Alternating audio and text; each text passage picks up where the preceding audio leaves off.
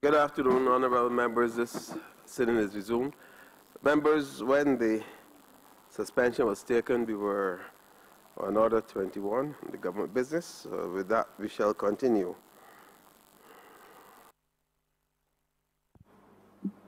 Yes, the honorable member for Christchurch West.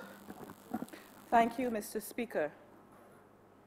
Sir, nothing represents the state of affairs of Barbados in the 21st century more frontally than the presence of effluents flowing in the streets of one of Barbados's foremost economic, tourist, and residential suburban district. That the offending area remains open for business and general activity is a violation of imaginable proportions. In any developed country of the world, sir, the stretch between Worthing and Hastings Christchurch would have been immediately closed and attracting the urgent round-the-clock attention of relevant authorities committed to expedite a speedy resolution. Because it is not acceptable in any country that there be raw, untreated sewage flowing in the streets of a residential district, on the sidewalks, with casual pedestrian traffic, in front of a premier supermarket, government buildings, police station, and in the presence of roadside eateries and restaurants, and health authorities not move against what represents an egregious public health concern to shut the place down. And today, sir, respectfully, through you, I am speaking directly to the Minister of Health, who shares responsibility as the representative of Christchurch South, one of the affected areas, to ask him why has he not issued a directive to have the offending areas cordoned off and closed until such time as the problem can be fixed. It is untenable to report, sir, that teams from the Ministry of Health, the Epidemiology Department, and environmental officers have carried out tests and have found no evidence of contamination in the affected establishments. This area is a major artery in our road network. People are in transit to and from all over the country and thereby track contaminants and pathogens to other unaffected areas as a result. In homes, noxious fumes are making residents sick, triggering respiratory distress and nausea. Cats and dogs are tracking refuge into the homes of their owners. Homes with babies, small children, elderly relatives. The contaminants are ubiquitous. It is not enough, sir, that we should sample select areas and establish that there are no threats, because the areas are duty-bound to maintain pristine health and safety conditions. But what about the other areas that are not duty-bound by these professional requirements? People in their homes who can only do so much to protect themselves. Surely, it is not unreasonable to expect that the state has a duty of care to all affected and would act as responsible stewards to protect citizens at every level of their existence. But, Mr. Speaker, when I say that this issue exemplifies the state governance of Barbados in the 21st century, permit me the opportunity to explain. Sir, we have been told that the leader of the opposition alerted the Prime Minister to the possibility of surge failure from as early as 2015-2016, and that the Prime Minister and his officials did nothing. We have been told that the etiology of the problem is failure by the Barbados Water Authority to maintain the system for the past 10 years, and that there has been a prioritization of other interests before that of the people of the area. But, sir, I believe in an enlightened era of information The people must be told the truth, the whole truth, and nothing but the truth. Because what I am about to say speaks to the issue of good governance, continuing governance, and the use of information and influence to advance a particular agenda. Sir, let it be known that the sewage system of the South Coast did not start with the negligence of the Barbados Water Authority in this dispensation. It did not begin in 2015. Neither did it start with the failure to maintain the equipment as suggested by the opposition. Mr. Speaker, the problem of the South Coast Sewage Treatment Facility started from the beginning with its implementation in the late 90s and the early 2000s. Sir, the people of Christchurch West, the people of Hearts Gap where I live, the people of the Garrison, the people of St. Matthias have been complaining about that sewage system and that it was fundamentally flawed from the start. Many suffered inconveniences as sewage periodically flowed into their homes and damaged their properties.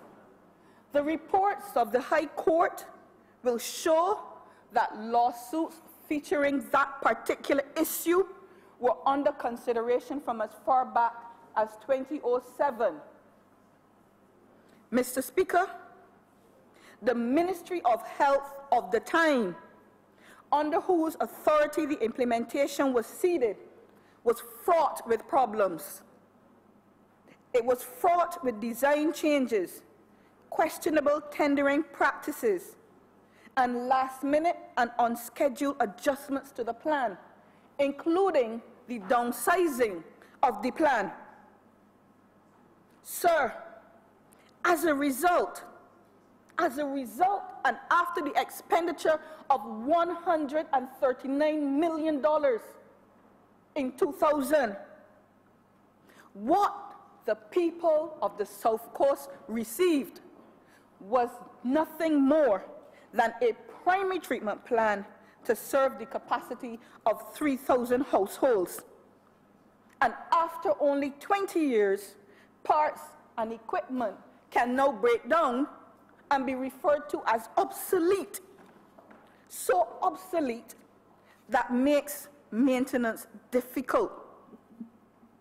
Now, Mr. Speaker, how do you arrive at equipment being classified as obsolete after a mere 20 years? There are sewage systems built to last 40 and 50 and 60 years, and the equipment is not considered obsolete. So I want the relevant members to tell us, those who are responsible for its implementation, those who are now complaining that they have all the answers to fix it, let them tell us how a sewage system built just 20 years ago to the tune of $140 million could possess such obsolete parts and machinery as to make the standard maintenance process a difficult experience and the replacements of parts a nightmare. They need to give us answers in the spirit of truth. Sir, I represent a constituency that in fact has borne the full brunt of the fiscal inadequacies of this government and the well-concealed infelicities of the last administration. The people of Christchurch West, whom I have the honor to represent, have commissioned me to place on record their deep sorrow and frustration of having to endure for far too long a national crisis and public health concern that has disrupted their daily lives, threatened their health, destroyed their businesses, eclipsed their personal finances, and encroached on their rights to a human existence. We are saddened by the inability to speedily resolve the problem, and though we have been patient and respectful, the matter has become overbearing. Let me say, sir, that it is not enough simply to apologize. The time has come where compensation needs to be a consideration and reparation to those who have been affected. Our people have suffered and continue to suffer physically, physiologically, mentally, emotionally, and financially. Those who have not been able to relocate have had to tolerate it, but they've all suffered.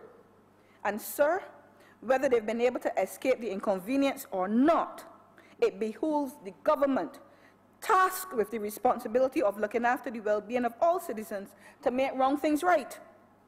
I therefore call on the government to start a process of engagement with those affected to come to an agreement for compensation for their financial losses and personal sufferings. I know that we're going to be told that the government is cash-strapped. So I'm suggesting to you that if it is, you are unable to provide a settlement of some form of monetary compensation, the government must consider in whole or in part to reduce the taxation paid by the residences and the businesses of the affected area until the problems can be treated and their lives return to normalcy. I am of the view, sir, that that is but a small gesture of goodwill to people who have truly suffered for so long. But sir, in this entire South Coast fiasco, the manifestation of roles of governance and integrity which we as a people must address to reach our fullest potential as a developed nation. We cannot continue to engage in this back and forth practice of opposition parties accusing the government of corruption, only to have those who are then victorious levy upon the people even greater atrocities when they assume power. And so, sir, with respect to rumors of corruption, and in some cases, documented reports from the Office of the Auditor General, I am saying, I said rumors of corruption and reports from the Auditor General. I am suggesting that this is not the way for us to go forward. Sir,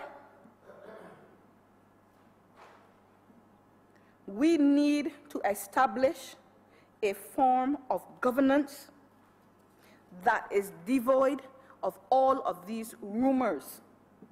We can do better. One of the things that I have noted is that past leaders can best be summed up as those who identified and espoused a Barbados of a new frontier. Every leader who asked the people for a mandate brought a new frontier of development to the country.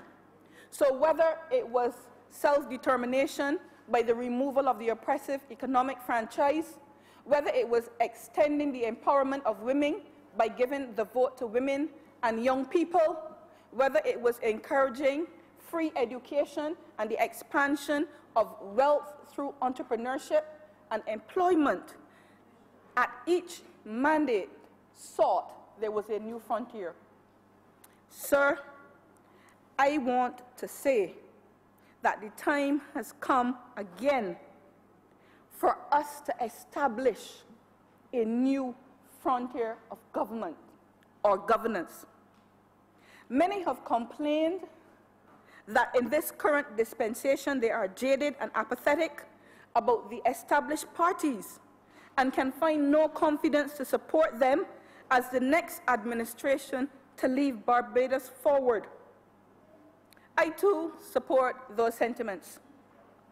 Since my expulsion from the Barbados Labour Party, sir, for nothing more than standing on principle and refusing to subject myself to the victimization of known bullying, I have associated myself with an exciting group of fresh, passionate, intellectually sound, and visionary Barbadians with clean hands, bold enough to form a new political party whose policies and vision satisfy my expectation of a new frontier. The political group, sir, is known as the United Progressive Party, and I recognize their presence in the Speaker's pleasure. Sir, this political group is led by one of Barbados's former premier ministers. Therefore, sir, with respect of today's debate on the estimates of revenue and expenditure, I now posit my thoughts and the shared vision of the United Progressive Party for a better Barbados. Sir, Barbados is now playing catch-up with the rest of the world, and our estimates of revenue and expenditure should reflect that fact, and they do not. Within our parliament, we as leaders of our country should be comfortable with debating the cryptocurrencies. We should be comfortable with debating garbage separation, clean energy, and mass transportation as the preferred mode of travel, and the transformation of our economic city, Bridgetown. We should be debating the proper education of our people as the most important endeavor in which a state should engage.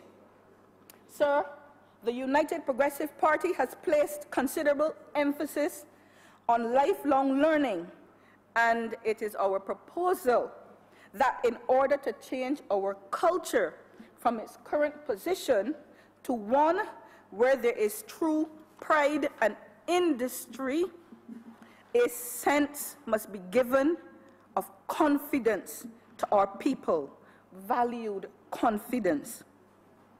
We are therefore proposing to facilitate within the communities of our people space to create and generate opportunities within the country. We are pained by the realization that Barbados has reached a monumental proportion when we start to become numb to the illegal execution of young men, and we become numb to the violent activities in our schools. And this is just one of the reasons why the United Progressive Party has identified community building as a necessary objective of a future government. We recognize that there's a conflict between our communities and our politicians, and we propose to implement a system of parish development committees that will advance and promote the best interests of the people within the community. Sir, within these communities, that we can, as a priority, implement programs such that we prepare our young people to be citizens of Barbados, that we prepare them for work, enterprise, industry, mentorship, leadership, and not only citizens of Barbados, but citizens of the world. Sir, one of the key aspects of the community proposal of the Progressive Party is mediation. Mediation such that disputes can be settled at the local level. It will reduce the backlog within our courts, and it will allow families to settle their differences before they come to blows, violence, murder, and death. These are not things for which my Barbados and your Barbados have been known. Sir, not only are we proposing the implementation of mediation centers, but we are also recognizing that our young people especially must be able to avoid the criminal records that unfortunately they receive for nothing more than a casual, a personal, and a private indulgence. And therefore, sir, one of the issues within Barbados crying out for justice is the legalization for the possession and consumption of cannabis for personal use, which will allow Barbadians over 18 years to access the herb for recreational and medical purposes. It will also allow, under very strict circumstances, for these individuals to grow a limited number of the plants for themselves. Sir, in the interim, while that legislation is being drafted, I am suggesting that we allow a moratorium on the arrest and charge of individuals who may now possess small quantities of cannabis, and start the process to expunge the record of those who have been incarcerated by possession or for possession of cannabis, a non-violent offense at best, which has limited their opportunities of simple poor people from seeking employment to support their families in an honest way. Expunge their records and let the process of healing, pride, and industry begin.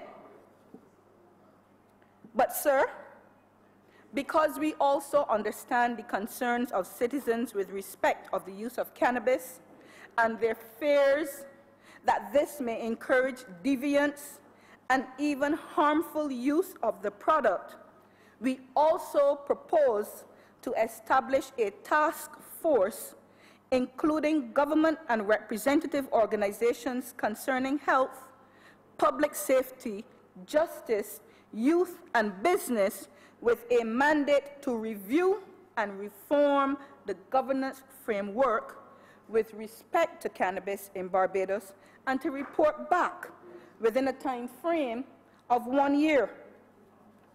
Sir, the task force would advise of the following: to ensure that Barbadians are well informed about any risk or benefit involving the use of cannabis through sustained education programs, extend and improve substance abuse campaigns for products such as tobacco, alcohol, and sugar, to include cannabis, to protect public health and safety by examining measures such as punishing those engaged in driving a vehicle under the influence of cannabis, and to consider the commercialization of the hemp product.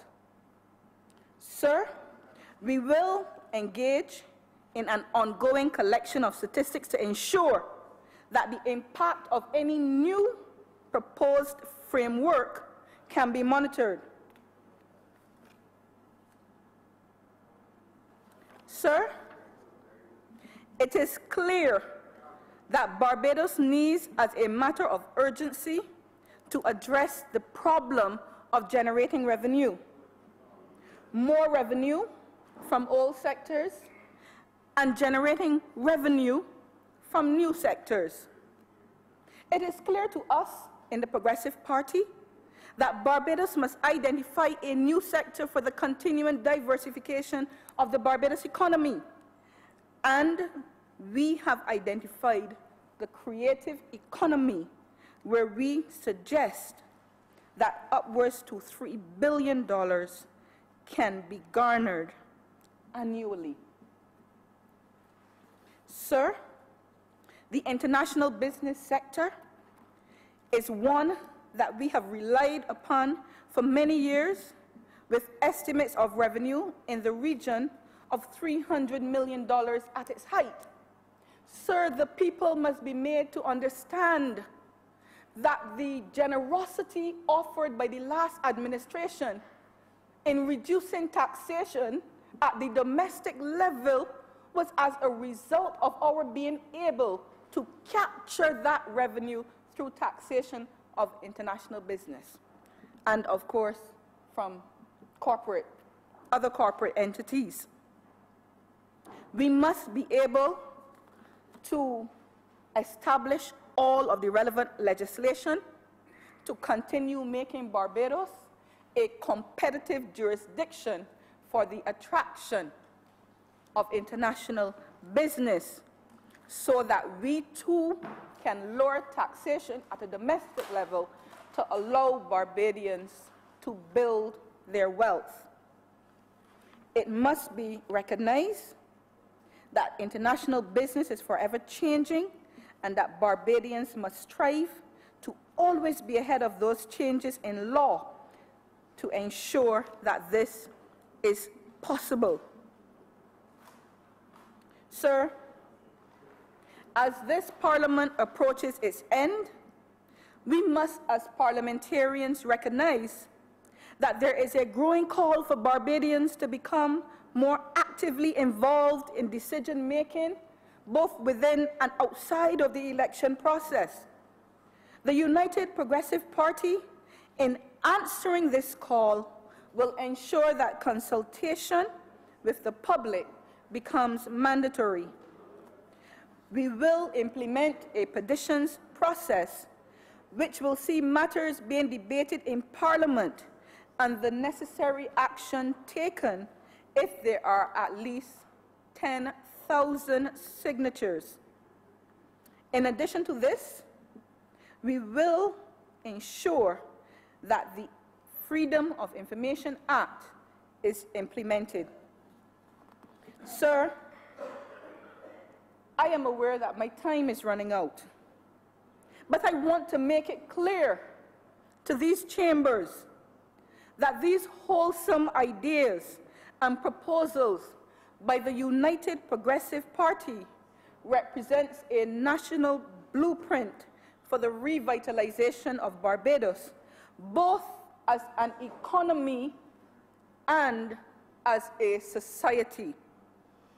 And so, sir, with full confidence, I endorse this mandate and have committed myself to the advancement of these proposals to usher in a new frontier of the 21st century for Barbados.